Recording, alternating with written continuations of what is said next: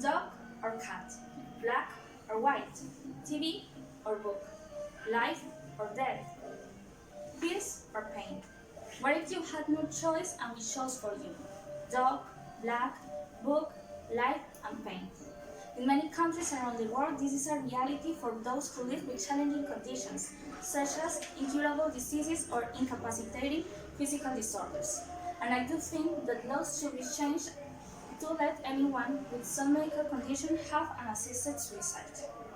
Thinking about topics like this maybe makes your heart hard and your head spin. However, we have to talk about them. I'm Valentina Rios, and today I want to talk to you about euthanasia.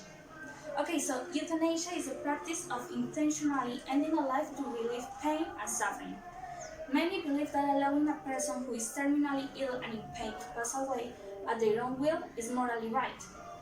But those opposed to the practice on religious, moral, and ethical grounds argue that nature must be allowed to take this course.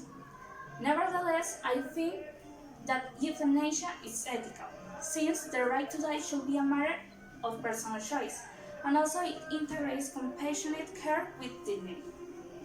Giving dying people the opportunity to choose when and how to die allows them to take control of their life and how they will be remembered by their loved ones. Given that, in life we are able to choose all kinds of things, from who we marry to what kind of work we do. And when one comes to the end of one's life, whether you have a terminal illness or whether you're elderly, you should have a choice about what happens to you. Letting individuals to make decisions about their own lives and their own deaths is a matter of personal liberty, because everyone has the right to control their body and life, and should be free to decide at what time and in which manner they will die. So, a patient who has taken the decision to die but might simply be unable to carry out the act, him or herself, could ask someone else to do it.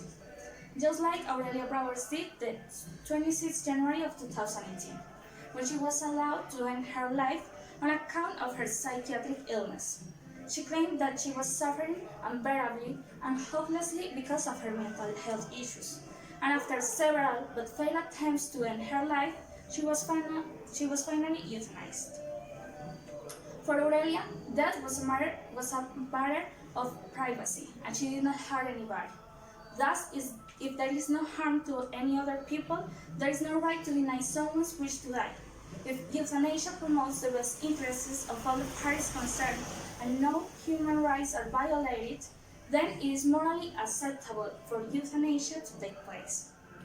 Moreover, assisted death integrates compassionate care and respect for the patient's autonomy and makes death with dignity a real option.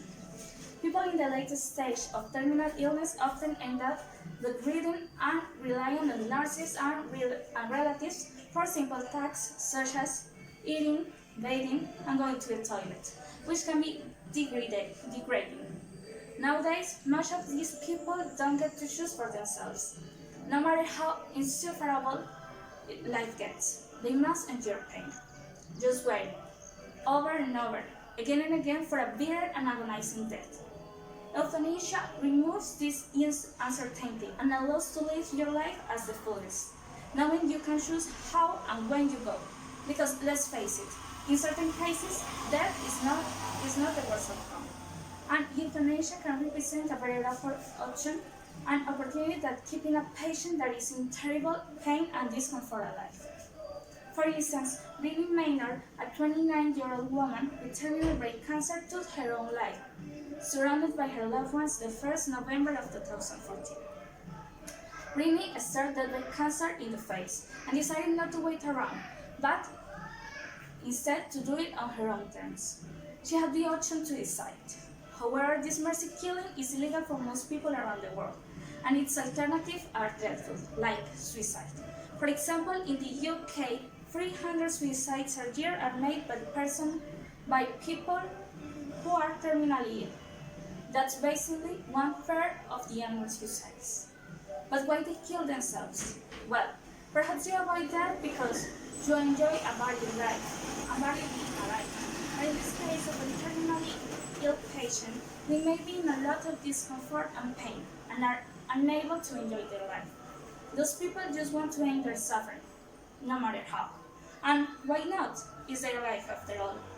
Then, if the death of a patient is better than keeping him or her alive, the patient's will must be considered, not only as a concern of life respect, but also as a matter of dignity. In conclusion, euthanasia is a decent way to face our fate. Eventually, we are all going to die, and now there are bunches of people with complex medical conditions that want to end with this suffering.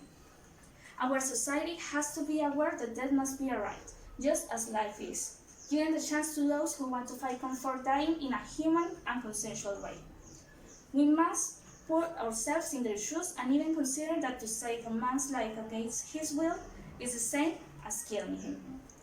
Today we have the right to decide how we want to live, but far beyond that, we should have the right to determine how long we remain in existence. Thanks for your attention.